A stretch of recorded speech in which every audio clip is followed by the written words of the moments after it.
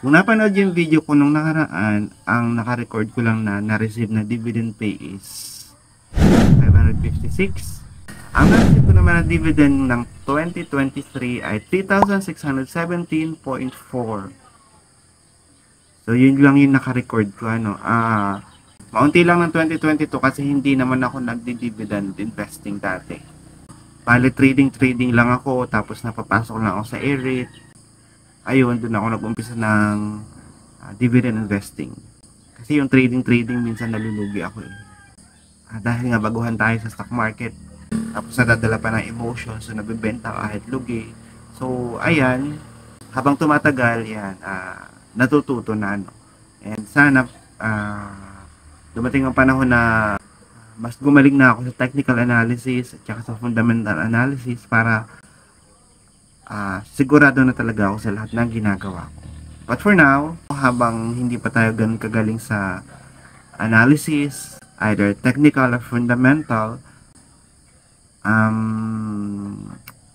invest muna ako sa dividend paying stocks, or nakafocus ako ngayon sa REITs, yung mga real investing chuchu. Hindi ko alam kung ano ibig sabihin, basta REITs, REIT.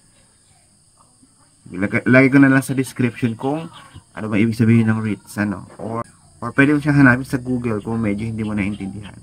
But for now, I'm happy na medyo tumaas na yung na-receive kong dividend. Sinabi ko naman dati pa na nire-record ko yung mga ganitong pangyayari dahil gusto ko pagdating ng panahon may babalikan ako at makita ko kung nag-i-improve ba naman ako. And maraming salamat sa panonood. Yun lang para sa video na ito. Wala naman ako masyadong i-share eh. And state ko lang na 3,617 ang na-receive kong dividend ng 2023 mula sa aking ngayon ay 3 positions na. So yung capitals ko ay yun pa din, nabawasan pa nga yun kasi syempre alam niyo naman nagpagawa ako ng bahay, and hopefully at least 100,000 na siya, no?